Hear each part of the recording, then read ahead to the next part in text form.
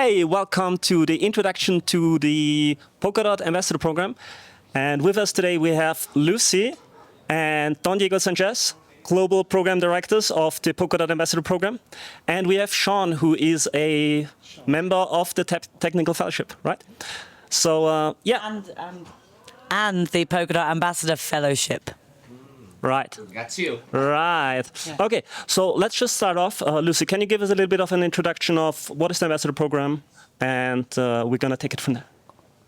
Okay, so Ambassador Fellowship. Right into the camera. Fellowship. Its inception came from the 5 years of ambassador programs that had come before, of which I wasn't a part. I've been in Polkadot for 3 years, but only sort of on the ground in the community for the last year. But I was part of the most recent program as a head ambassador, and the fellowship is it's been an exploration of everything that's come before, what we've done right, what we've done wrong.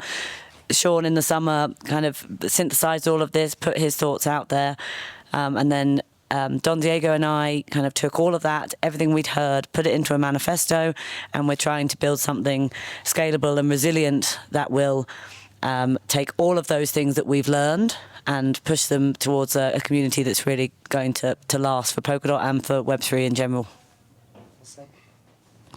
All right, thank you, Lucy.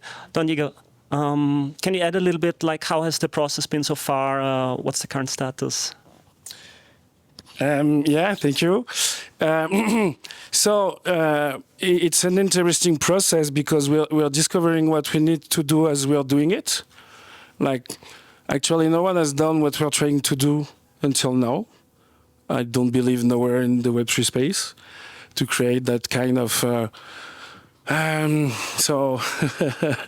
it's a peer-reviewed reputation system supported by an ancient logic, with the idea of creating the proper social construct in order to empower the body of agents.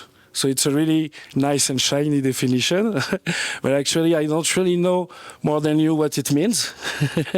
And so I guess that's the current state of the fellowship. We seeded 160 ambassadors, and alongside the fellowship, you also have that Frame Initiative Fund system that is supposed to provide monthly allowance to agents in the most easiest way possible, in order to relieve them from the pressure to face OpenGov and to just be efficient and impactful for the ecosystem. So we have those two main things going on, and now it's about building forward and listening to the community, to what makes sense, and to continue the work of executing the vision that is in the manifesto, basically. All right, thank you. So, Sean, you're a very interesting guest in this conversation because the Ambassador Program started really hot. There was a lot of conversation, and let's say a lot of thought going into how to construct a new program. And you contributed a lot of thought and ideas on how to go about this. So I would like to hear, what were the ideas that you contributed, and sort of how did you work to influence and shape this and contribute with your ideas? Yeah. I think what was really interesting, for me at least, was if you had asked me to invent the program from scratch, I probably wouldn't have any of the answers or any of the ideas I came up with. A lot of what I thought of was just observing things I didn't like. You don't know that you don't like it until you see it, right? And the things I didn't like was I didn't like that the program started at the top. It had a default payment with no real assumption, and that you had to be at the top to get that payment. It was just a combination of things. My perspective in terms of how you build reputation, how you build decentralized systems, I think is very much ground up. We want to see people who are at the bottom who have shown evidence for a reason to be at the top, not because they made one forum post and they got voted by whales and some anonymous accounts that accounts weren't even real. Like we want to make sure that people actually show through time and effort that they deserve to earn the respect and earn the title that they had, right? And I think some of us have been in the space for a long time, and yeah, absolutely, we can use that previous time to bootstrap our reputation. And then, of course, I was thinking, why do we have to make it so that people who are at the top are the ones also getting paid? Like, one of the things I didn't like was, as a developer, I'm probably never going to have time to be a full-time, fellow or ambassador. But I still think I deserve a rank at a higher level. But I can't get that rank unless I get paid. I can't get paid unless I do work. Like, it's not the right system. We should have a system where you earn reputation, you get to the top because of what you've done. And if you want to continue to work, you get paid for the work you've done and the value you've created. And so I wanted to separate the systems because people can also create value at lower ranks as well, right? You can be a brand new person into Polkadot, but you could be the CEO of Microsoft, right? And it is perfectly acceptable for someone like that who makes a great deal to bring a lot of value to Polkadot, gets good payment, but we all recognize that he's still a new ambassador to the system. So it was just an observation of the things I didn't like, the things I expected it to be, and I think it just turned into that. Yeah. Awesome, thank you, Sean. Yeah. Okay, so let's dive into it a little bit, and let's start with an ambassador. What is an ambassador? What makes up an ambassador? Can I be an ambassador? Can everyone be an ambassador? Let's start with this. Yes, so anybody can be an ambassador. So that is the primary vision and mission of the manifesto. Obviously, as Don Diego said, we are learning as we are going. This started, we actually got off the ground, went through the root ref, got some initial funding, and we kicked off on the 13th of Jan.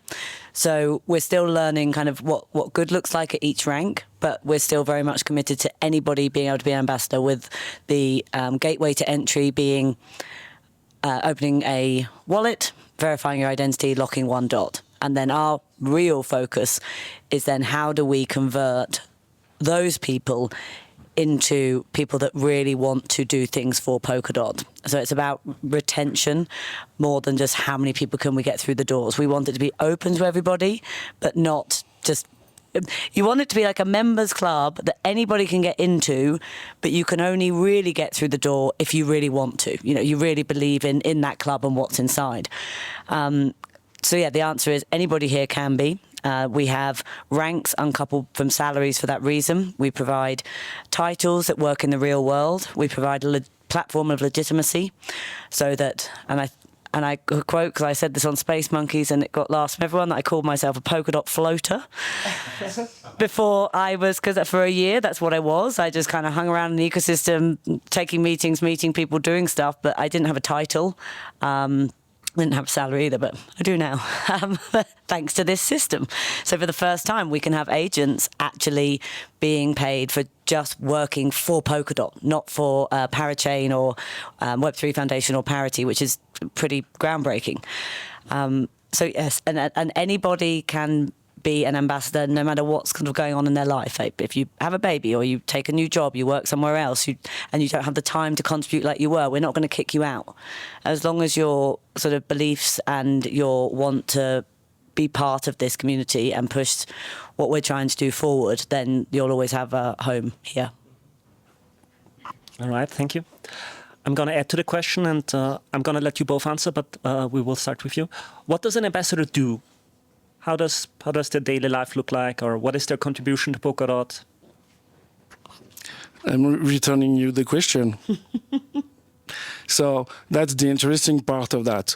Polkadot rely on independent individuals and group of individuals that are called agents, and that are tackling the issues of Polkadot through OpenGov. And let's say that it's a pretty cryptic system with some very specific codes. And let's say that all of that is only like barely 2 years old. So Polkadot rely on that hive mind of agents that need to understand what is their purpose in order to be beneficial for Polkadot. And I believe that it's a very personal journey everyone's become an agent in its own way. It's really personal. But that being said, it doesn't prevent us from providing support to those guys. So an agent is just, or an ambassador is just someone that want to be involved in Polkadot, that believe in Polkadot, that want to help. And I'd say that the main purpose of the fellowship is to provide support for that. And whether, like Lucy was saying, you have 5 hours to give to Polkadot a week or a month, or you have 10 hours per day to give to Polkadot, it's still something where people are pretty lonely. And that's one of the purposes of the fellowship, to try to create that feeling of belongings, that feeling of community, and to try to identify and solve the main issue that those people are facing today. And those people are the future of Polkadot. So if we don't care for them, we won't have enough human capital to care for Polkadot. So the answer is, there is no answer to your question. And all I can say is that the fellowship will try to allow as much agent as possible with as much different profile as possible to be able to be meaningful for Polkadot and opening up. And I think that Don Diego's answer answers another question, which is what we both kind of bring to the table when what we're doing. I think Sean brought this idea and everyone's voices to the table. We've run with it. And Don Diego is fantastic at thinking about this sort of this wider picture, this huge vision for Polkadot and everybody in it. And I'm much more just by nature the kind of practical organizational one. So I will tell you what I think different agents could be doing, like in terms of the practicalities. So sort of, it's a question particularly at the lower ranks. Sort of, we have 3 tiers. Ranks 1 and 2 is listening, learning, and understanding, and that's really all we sort of want and expect for those people. And some people just want to stay at rank 1 or 2 because rank 3 and 4 is active engagement. So it's more going out in the community, but whether it be BD, whether it be tech dev, whatever it is. So it's finding your niche.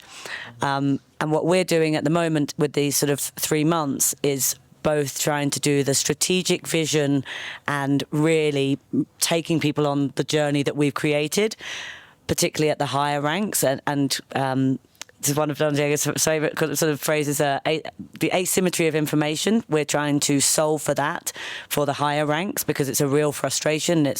When you're doing business and you're building things, you'll find that 3 or 4 people are building the same thing as you, but you just don't know about it.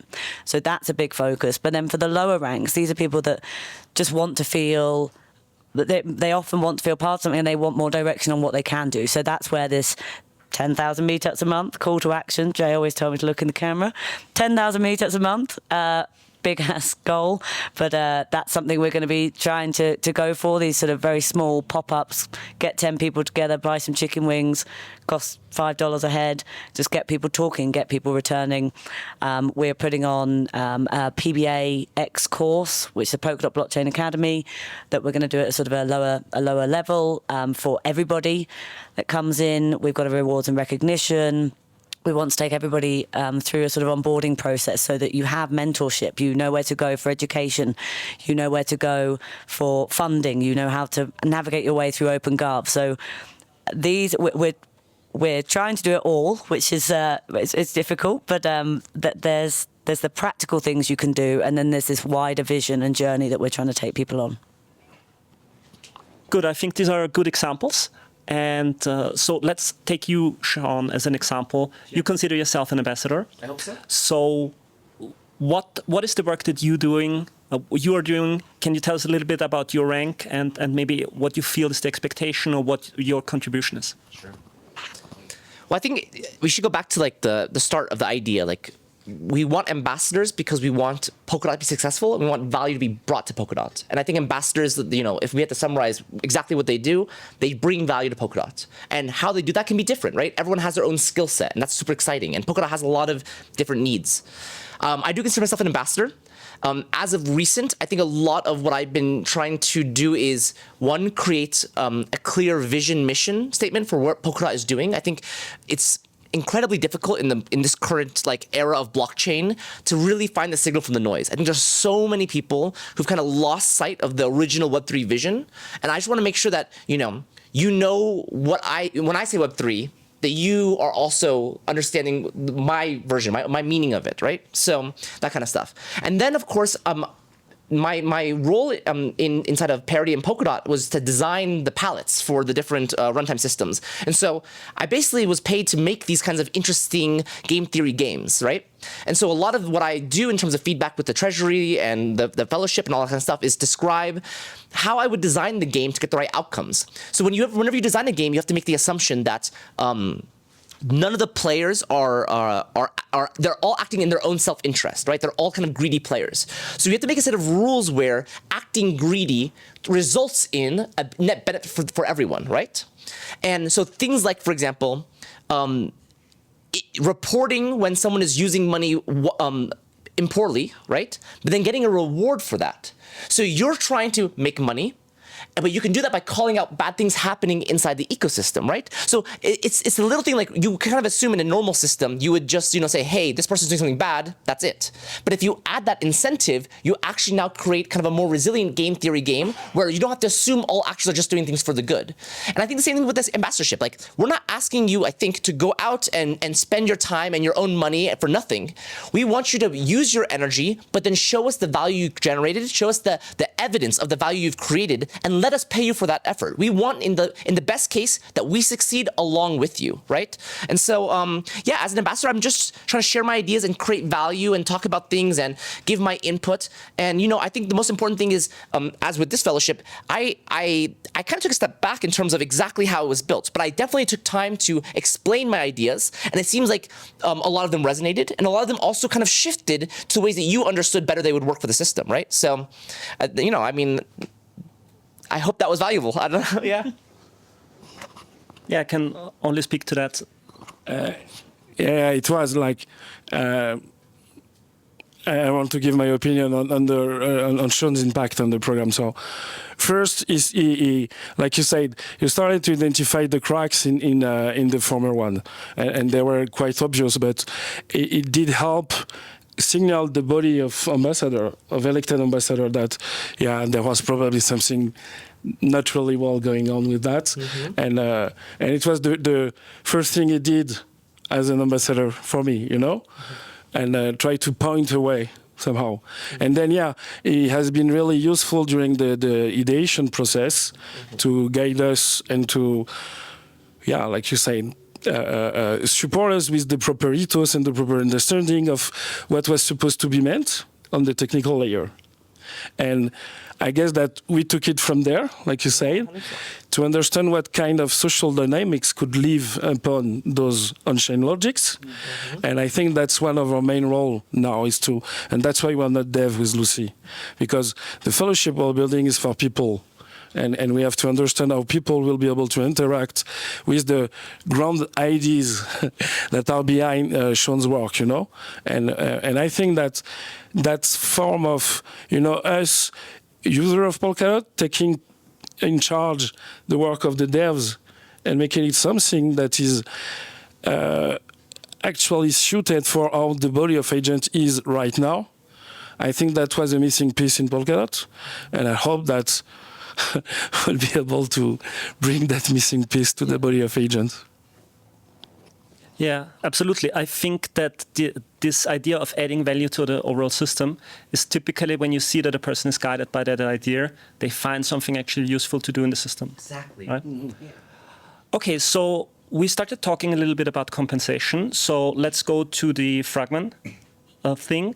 And maybe, Don Diego, do you want to start by explaining what it is? Yeah. And then we go to some of the current projects that are ongoing?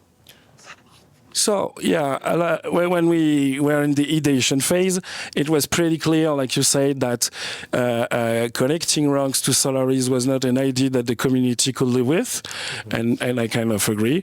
It's too soon, like we need to transform the trust into trust.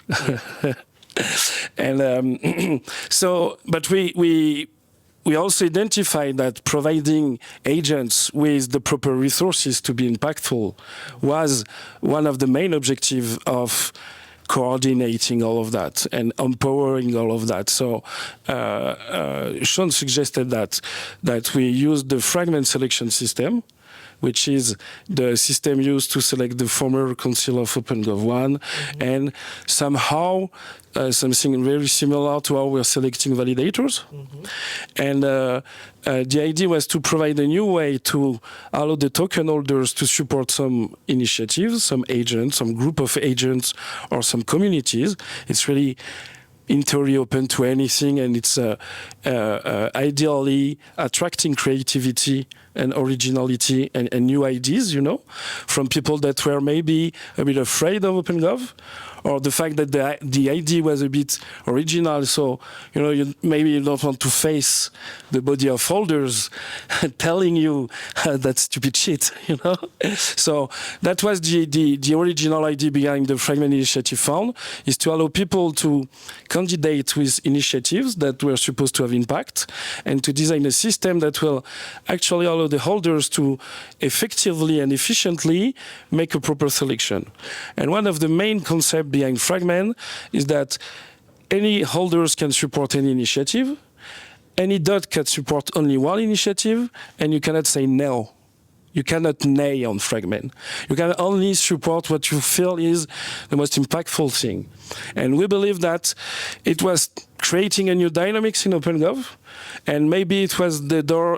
It was opening the door to, people that were feeling less confident with facing OpenGov, and that in the end it was something that was really making sense with the fellowship. So on one side you have that reputation system, and that could enable some like dynamic leadership and liquid hierarchy and things like that, to coordinate the ecosystem.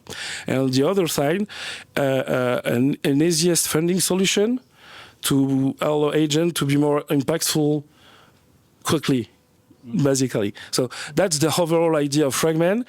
And maybe Lucy, you want to talk about the initiatives? Can I add one small thing? Yeah. Yeah. I just wanted to mention that the Fragment thing, again, the base Polkadot, anyone with an address can get paid. You can make a direct call to Treasury, no matter if you're in the fellowship or not. You create your own fellowship or whatever you do, you can get paid. That's one of the key features. Fragment was just here to create a more standard process and simplify the payments. Like if you expect to do work of an equal value month to month, it's kind of like an employee, that you can actually skip all of the drama-fueled, OpenGov stuff and just get it. But I want to clarify this: that you can be an ambassador, you can not be in the Fragment system, you can still get paid for your work. You just bring evidence to OpenGov, and they will make sure that you get paid. Okay. So everyone can get paid. Come to Polkadot. So the Fragment system, as I said earlier, and it was beautifully explained by Don Diego there, because it is a pretty complex, kind of sort of technical thing, but it's one of the cornerstones of what we're doing here as well. Even though it's independent, it's pretty groundbreaking, allowing that upfront payment. So we're super proud that some of our Fragment initiatives are paying ecosystem agents for the first time just to work for Polkadot. We've got James Slusher, who is paid to be a Polkadot ambassador and do his thing, BD events, etc. in Florida. We have Strin Bergman, who is doing BD and is being paid for that. Josiah in Australia doing the same thing, so that's really cool. We had 44 applications. People could ask for up to $10,000 a month for a 3-month period, because we're mimicking the system at the moment while we look at building it. And so we had 13 applications. We had a handful of solo agents. We funded some communities projects, so Africa, LATAM, Brazil. We've funded quite a cool community project where some of our Eastern European communities have come together to try and do a sort of a blitz of the political systems in their various countries. So Poland, Czech, Hungary, which is super cool. We've got some dev projects as well. We've got one in Hong Kong, which is actually a sort of Cardano project. So it's a Cardano Polkadot cross project, which is awesome. And then we've got a fantastic lady from the Philippines called Shelley May, who is a live gaming streamer who'd never done anything for Polkadot before, found out about the fellowship through all of our work and Twitter and everything. We fund her. She's working with .play as well. We've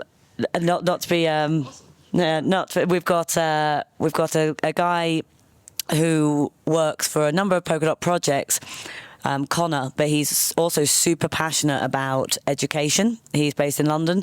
He grew up in a South London school, and he said, like, if he was a kid now and he saw like Fartcoin and like shitcoin, whatever, he'd be like, oh yeah, man, that sounds great. Like, lose all his money, and that would be his introduction to crypto. And like, that's not cool, and that's not how we're going to get people. So he has designed a curriculum for 14 to 18-year-olds in London, and he's now made partnerships with, I think, 10 schools, and he's going to be rolling out workshops across the next 6 weeks. And this is something that could really take hold, you know, and it's really freaking awesome. And considering that Chrissy Hill, who's also one of our Rank 4 ambassadors, and the Chief Legal Officer of Parity, I don't know how she does it, but she and Pauline have just designed a PBA course for politicians, policymakers. So you combine that with a curriculum that's being built for secondary school students, and that's pretty explosive. And these are just some. I feel like I'm at a wedding or an awards giving out speech. I've forgotten so many people, but they're all brilliant. Do you want to mention? Like in the end, we received 44 applications. We, the board, not us, but the organization behind the fellowship, choose 13 of them. So I think you maybe you forgot Polkadot Italia. Yeah. And the thing about Polkadot, the Hungary DAO. Yeah. They are the one, and actually I want to talk about that because this is really cool. They reproduced what happened in the Visegrad 4. Maybe you're aware of that as an Austrian. No, because it's close to you. Visegrad 4? Yeah. So, yeah, maybe I'm not pronouncing that properly, but it's super cool. So, back in the day, I guess Hungary, Czechia, I believe Poland, and another country over there, they formed some kind of what? Slovakia, and they formed some kind of alliance that is still going on today. And so the 4 community of Polkadot reproduced the same thing to kind of bootstrap their collaboration and to act as an alliance of community in that area and share knowledge and things like that. So that's really interesting. And they did that thanks to the fragment funding, you know, and Hungary DAO invite everyone and all. And in the end, I think it's really great. It's still a bit early to really assess the impact of all the initiatives, but yeah, I'm quite impressed by the wide spectrum of the initiative. And I guess we forgot one. We forgot one initiative. Which one? He's Tommy and Limo. Wait, we pay this guy? Yeah, and Limo too. Something is wrong with the program. I forgot Limo. Yeah. So that's another benefit of the fragment system, that Limo is finally paid for what he's doing for OpenGov for all those years. And Tommy actually has a really interesting and creative idea, is to make some kind of fictional documentary about someone discovering OpenGov, and let's say slowly flowing or falling into the rabbit hole. At least that's my understanding, and I'm quite excited to see where it's going. Yeah, it's sort of the direction. Yeah, and the nice thing is the funds that I'm going to use is for the video producer and production of the set and so on, and B-roll, and so there is also this creativity that you can have when you receive project funding and how you're going to use the funds. Good. So then let's have a last round and just look a little bit into the future. What's up next for the ambassador fellowship, and what is your ideal outcome? Where do you see it going? So we had funding for an initial phase, which ends at the end of Q1.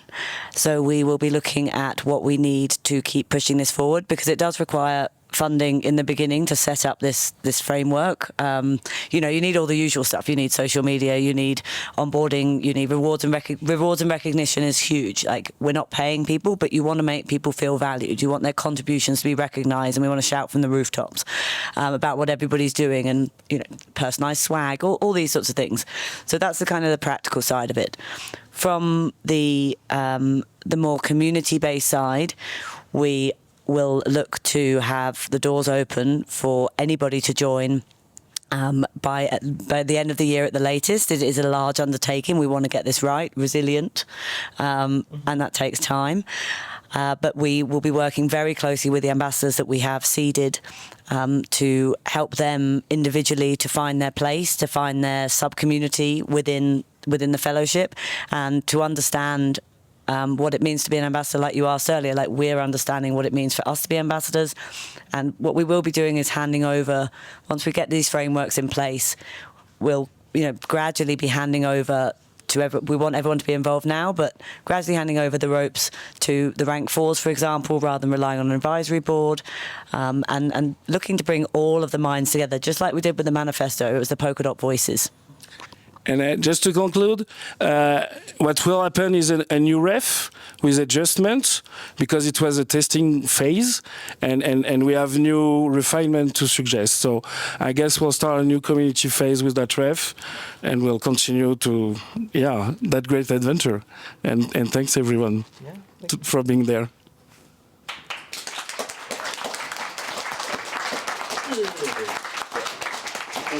Good talk. Great.